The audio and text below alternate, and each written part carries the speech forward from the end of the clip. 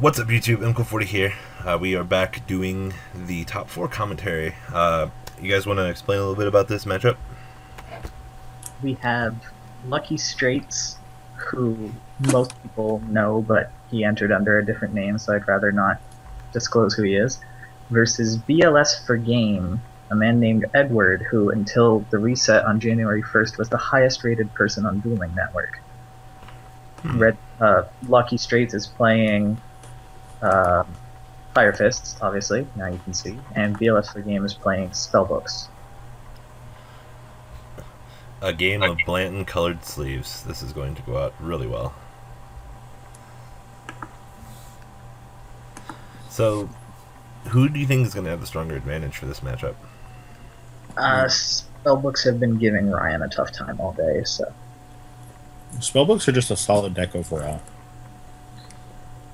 I'm very curious to know what variant BLS is playing.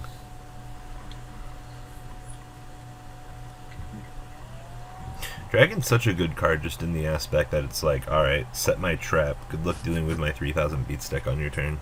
Well, that's the thing, is the trap tutors the second trap on their turn, and it just keeps going from there. Look how salty Nick Lloyd is in the chat. Holy crap. It's always that way, unfortunately. Yeah, that's how it is, in general.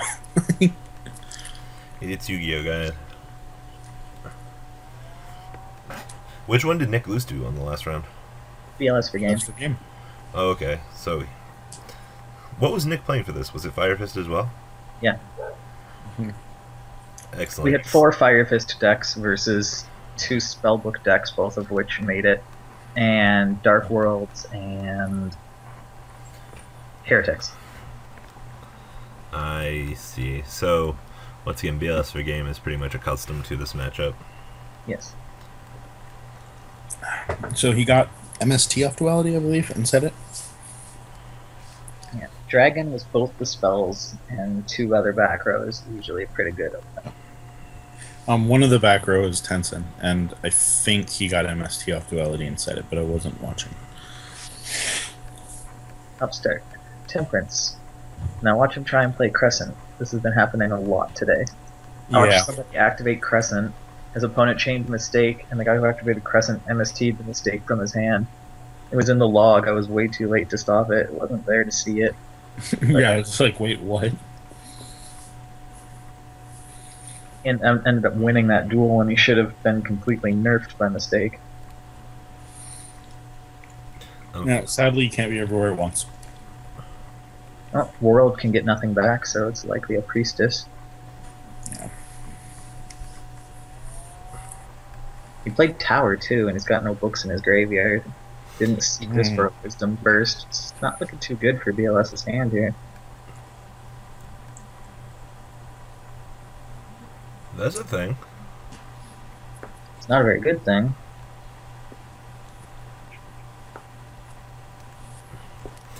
Well, the thing is, he outplays the Tensu, but that's... So he's chaining to power. Alright, I was about to say it doesn't work that way. Really. Oh, I have no doubt in my mind that Lucky Straits knows what he's doing in revolving chains. Oh, I'm sure.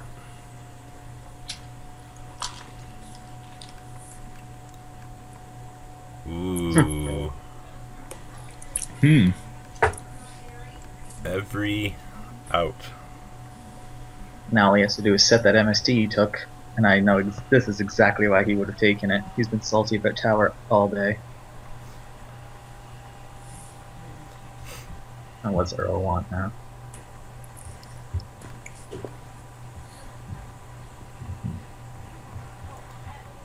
Probably about the power thing.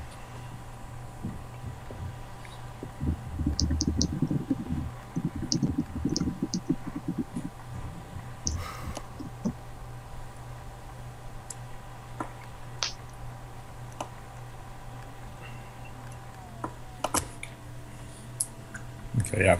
But to say, he chained to power, it works. Yeah. The tank. Did he just draw the 10 key? Don't know. It can only be used once per turn, so you can never really tell unless the player is really bad.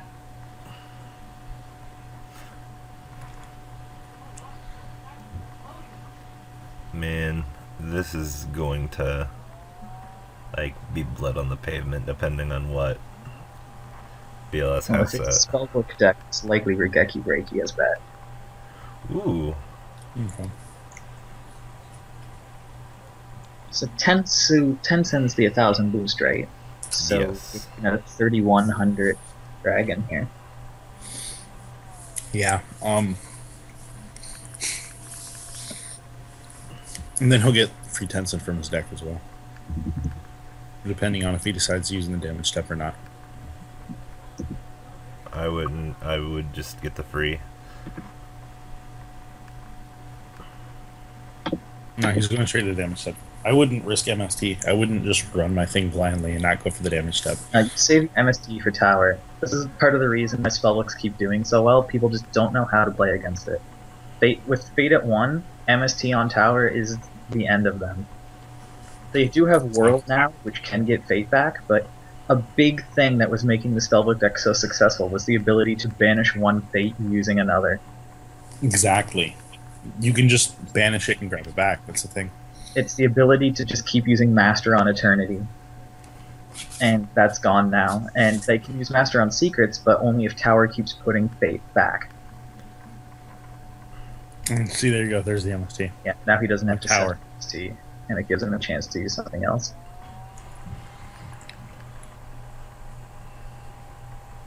But even still, the dragon's locked down, which is pretty good news for him. Yep. Yeah, but look at it. He's down to 3 cards. Like, Yeah, the dragon did its job. It still took out a card. yeah. That's all it has to do. At this point, does he have anything in his graveyard? Just the Veiler. MST, Lance, and Duality. He can use Priestess to banish the tower and pop Dragon, and then that would still destroy Fiendish Chain.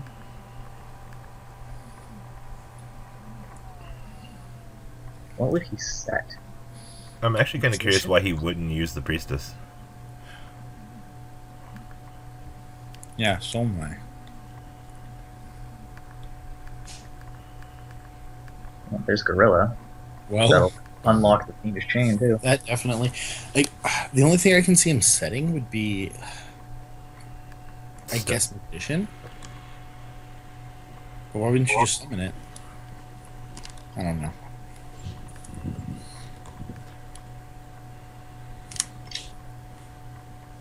There's a lot of people, possibly even BLS for game. I'll quickly check that. I'm pretty sure only run 2 towers. Well, they're too afraid of world destroying it on them, but they don't realize just how important it is to open and fit. Yeah, exactly. I'm kind of curious as to why he didn't use the priestess. He would have been in a 30 times better position here. I'm not sure why you didn't use Priestess.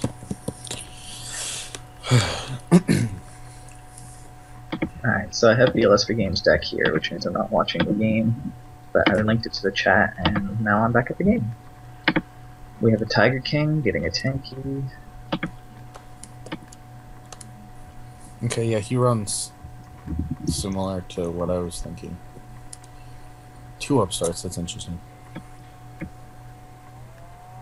Well, Upstart's just filler when you really don't have anything else to play anymore. One should be a tower. He played the upstart at the start of the game even. Would have been another tower, so we'd be okay right now.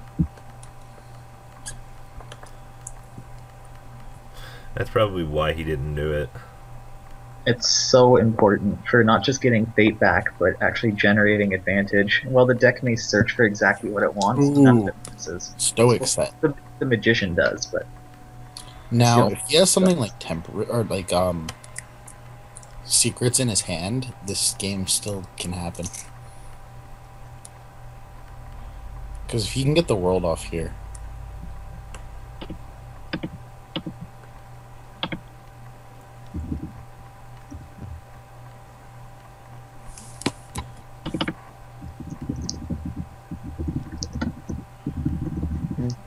Boom.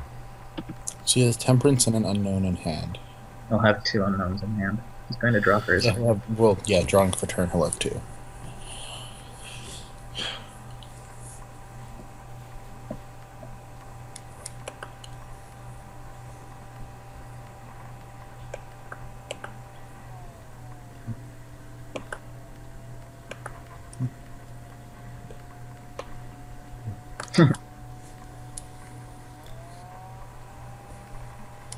So much card advantage back here.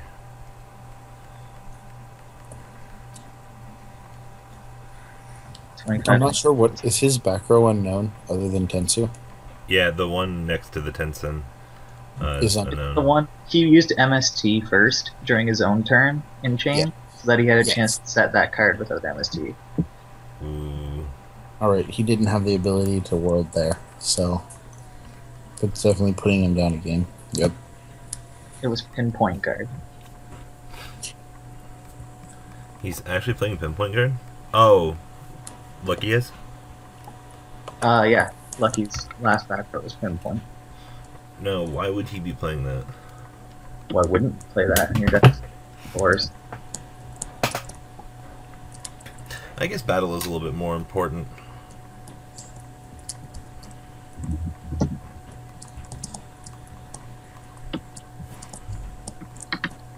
Pinpoint guard is very underrated. In Noble Knights, you use it to bring back Dry Stand. It effectively skips your opponent's turn. Because the monster brought back can't be destroyed or targeted by anything, it's completely unaffected by Pinpoint Guard, and then Dry Stand says all other Noble Knights are completely unaffected by cards. Oh, wow. That's kind of cool. So, Mr. Spellbook player gets to start this game.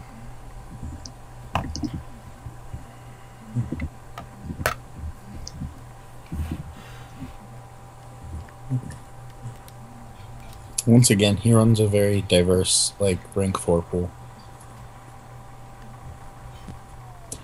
The Firefist player. He's running Steel Swarm Roach, which I actually think I saw him make in one game.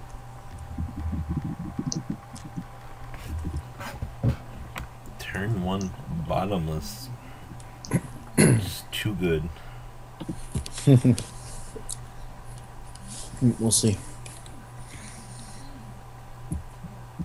Is he side decking anything cool? 3 retorts he side decks. 2 breakers, 2 DD crows, 3 MS. Breaker will personally be good for this matchup. Meanwhile, Lucky is siding 2 D prisms. Those probably won't be coming in. Debunks, Twisters, Kaikus. He's side decking 2 Kaikus and 2 Mind Crush. Oh, that'll.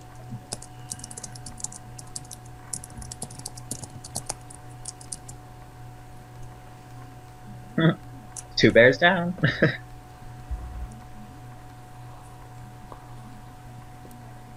One to go.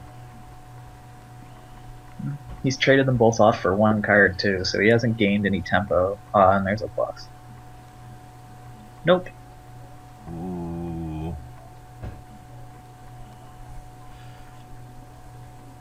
Oh, Ooh, that MST helps so much here. secrets starts cycle. Time to do his thing.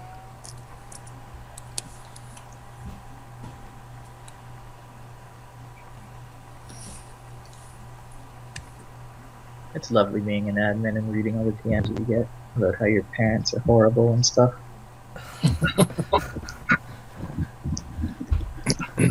Tell us more. I just close them, but it's all just like, fuck you, you should ban me, I bet you don't have enough balls to ban me, and stuff like that. You get trolled all the time. I mean, do you actually ever fail their request? I mean, they are asking to get banned. Nah, I just close the window, Move on with and it. then I acknowledge it. It's not even worth the time. They're just trying to get a reaction. Half the time they're trying to record it for YouTube or something. Yeah, exactly. Challenge of the admins. Acting like that's actually going to accomplish anything. Nope.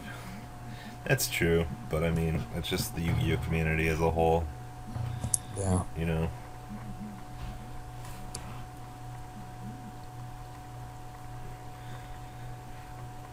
BLS is in a good position here. Like, incredibly ridiculous.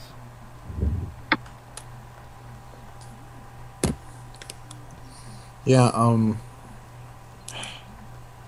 he definitely has advantage here. What would he be setting?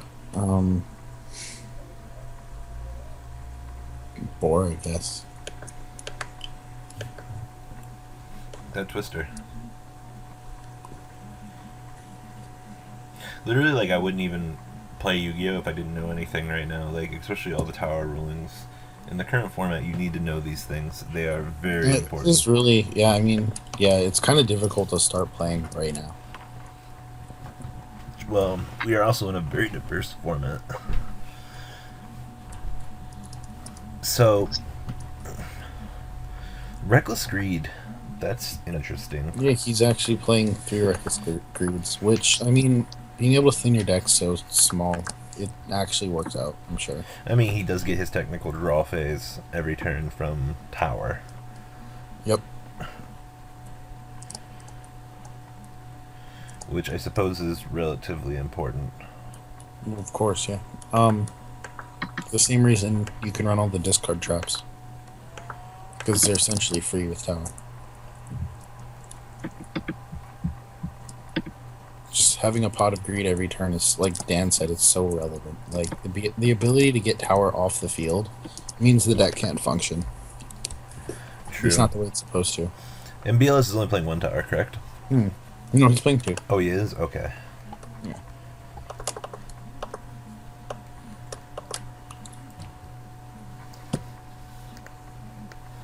That Priestess. Let's go for Priestess here.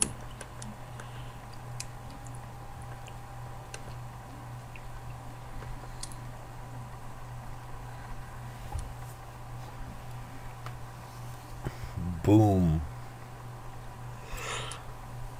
He does hit the board, yeah. It was what I thought it was. He's gonna grab back Master, yep. And then start the copy shenanigans.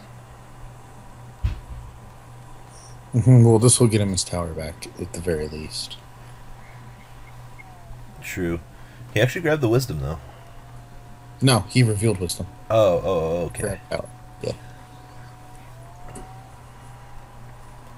Fair enough. The thing is, revealing that you have Wisdom in hand is sometimes better than actually being able to play it. Yeah, because your opponent just won't make you burn it. Yeah, the knowledge that you have Wisdom in hand just allows you to resolve Temperance after Temperance. And there's also, like...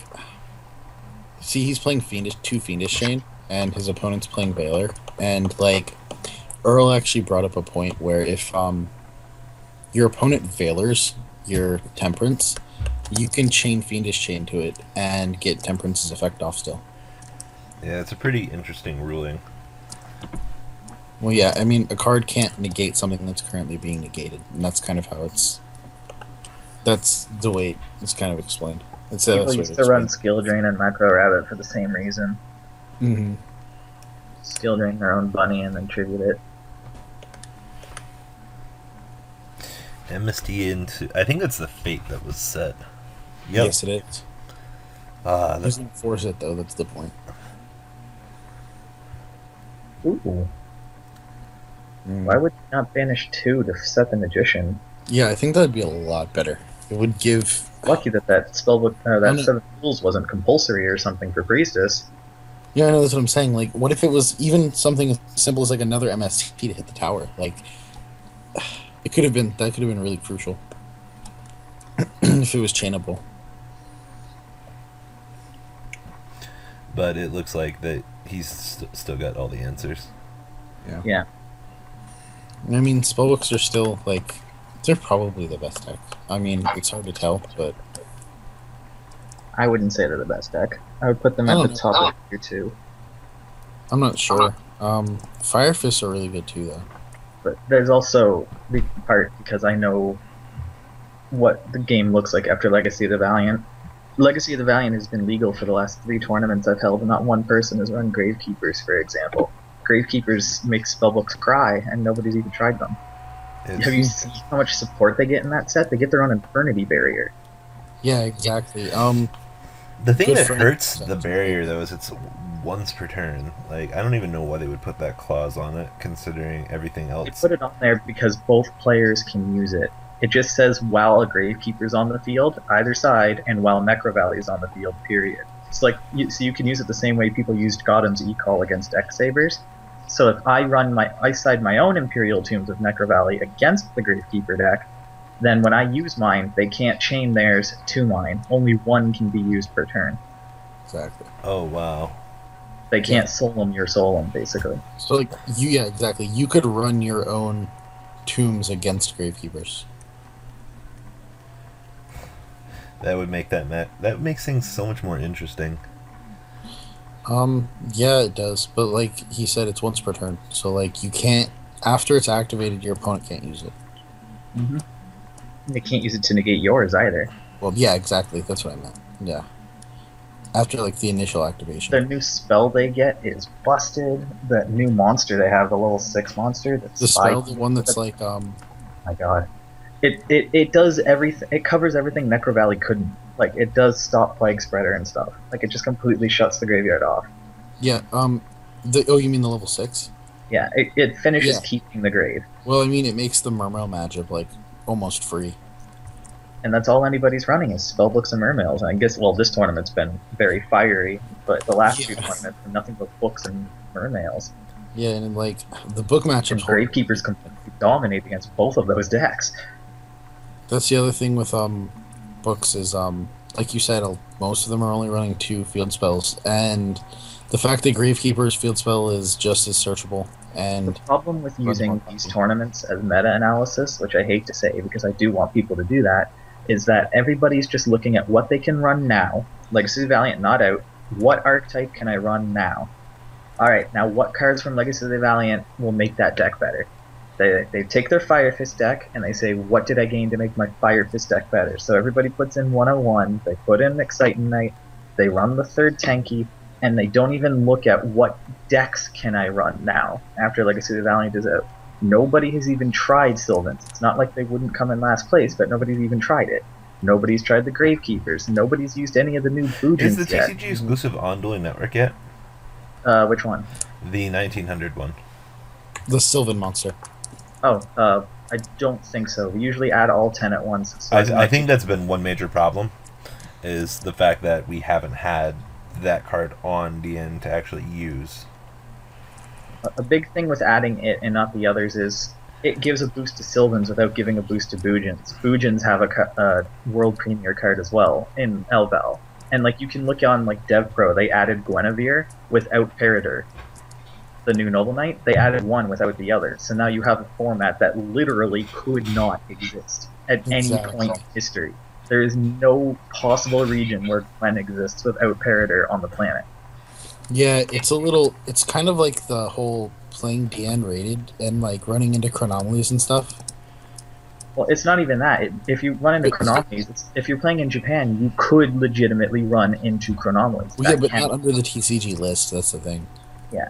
But if you think that's bad, then you have to understand that if we put Gwen on, we give a boost to Noble Knights without giving the same boost to Boojins, because Boojins get Zane.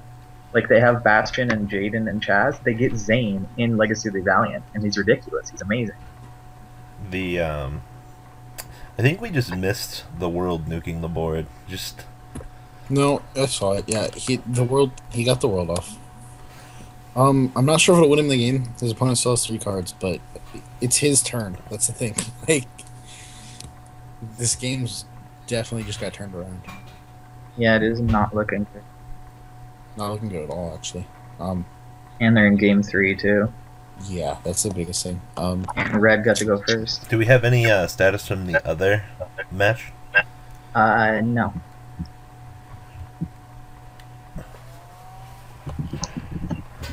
Ooh, he gets another secret. Hmm.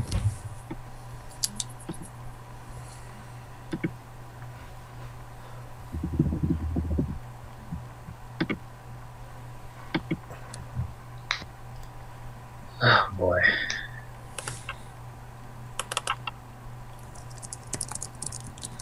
That's 4,400 damage. Huh. What's in his graveyard? Crescent Temperance. He's got a Temperance in his graveyard. 4,900, 5,400. That's enough per game.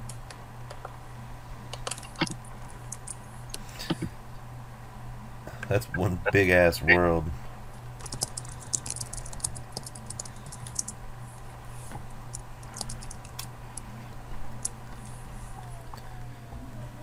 Is that a game? It might be. Yeah, here's 2 powers. It's 49 direct right there. So, yep, that's game. Any final comments, guys? That world turned that around, though. Personally, yeah. Because